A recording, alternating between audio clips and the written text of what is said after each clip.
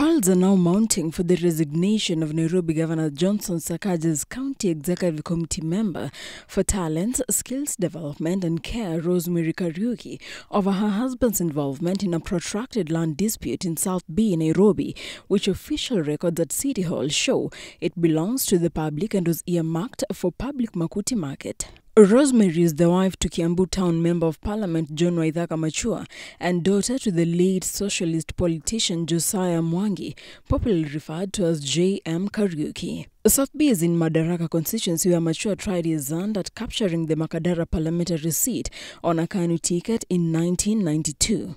Aggrieved residents who spoke to the informal media group on condition of anonymity over fears of possible reprisals accused Sakaja of inaction, saying his silence manifests sinister intention in an alleged land-grabbing scam in which a spouse to his county minister is involved.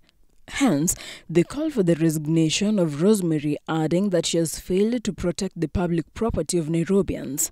One of the residents remarked, "I feel the governor has been silent on the matter because his CEC is married to Machua. It's sad and we call for the resignation of the CEC to no avail. She cannot be trusted with the resources in the county if she cannot tell the MP that grabbing public land is against the law." End of quote. They hold the view that although the county restricted any development proceeding on the said land after a county assembly committee findings showed that the claimant holds fake documents, they lamented that Sakaja should have done more by joining them even during their demonstrations to help them get their market land back.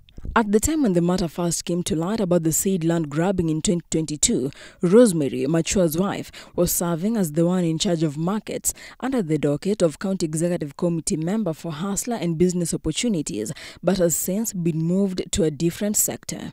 2 weeks ago, Sakaja told a local publication that he would protect public land a day after the residents of South B called him out to help secure their land from Machua. He said, quote-unquote, "I want to tell the residents of South B that no public land will land in the hands of private developers." Sakaja noted that last year, when the matter came to his attention, he instructed the Ministry of Lands to put a caveat on the land. A caveat by law is a notice issued to probate that certain actions may not be taken without informing the person who gave the notice. Sakaja called on South B residents to give him time as the matter will be looked into. He added, quote-unquote, "My administration will protect public lands, social halls and public school properties. We will get the parcels and issue the title deeds." The sentiments by the city administrator came a day after residents staged a protest accusing him of being silent on the matter, and it is time for the county to intervene. Tunaomba Sakaja, tulimchagua, ni our governor na tunampenda. Lakini naye afike hapa, hatumuoni, na kura tumempatia mara mawili. Tumempatia akiwa Senate na tumempea akiwa governor. Na hajakanyaga hapa. Tunamuomba kwa unyenyekevu watu wa South B. Hatujui tulimfanyia nini. Sababu hatujawahi kumuona tangu tuchaguane. Hata kuchomeke hatumuonaki. Tunaomba afike hapa. Sisi tunataka kuuliza Sakaja atuambie kama kuna kitu ako nyuma yake kwa hii soko, kwa sababu hii makaratasi yote ilipatikana kwa timu ya Sakaja, na ukweli MCA amefuatilia, wamekaa na wakapata zile makaratasi wa maswako nao ni fake.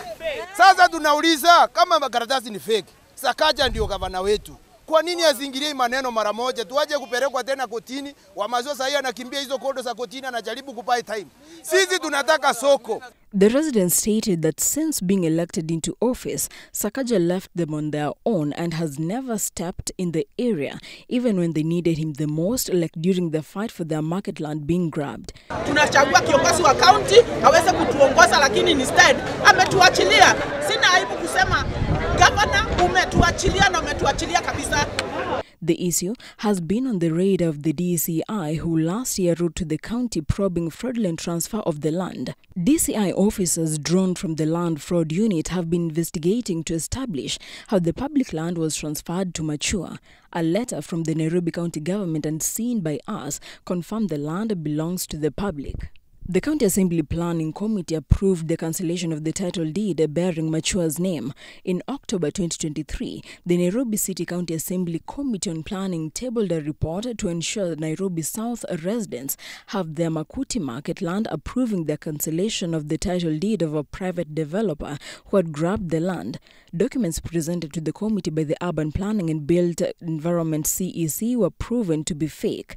It was established that the documents which the CEC had come with were fake, as they indicated they were signed by a sitting mayor in 2014, whereas in 2014 there was no mayor, as Nairobi had a governor.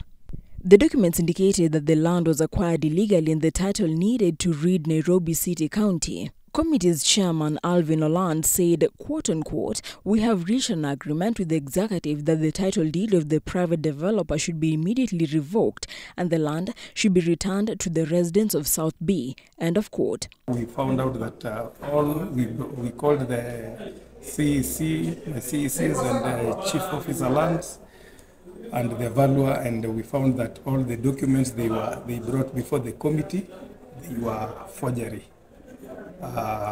Documentation was so forgery, and what we agreed with the committee, we agreed there is the title deed, it should be revoked, and the land should go back to the residents of South B. Area MCA Waithera Chege has been vocal, calling for the revocation of the title deed in the name of Machua and the land be reverted back to the public. Waithera, who doubles as a deputy minority leader in the assembly, said, quote-unquote, "We are pleased because it has been confirmed that the documents are not genuine. The committee has decided that the land should be returned to Nairobi South residents," end of quote. She mentioned that the land had been set aside for the establishment of a modern market in accordance with the Nairobi Governor's Manifesto. Na kuna ule mtu ambaye amesimamia department ya mashamba katika county government, ambaye anaitwa waziri wa mashamba, anaitwa ST Mwangi.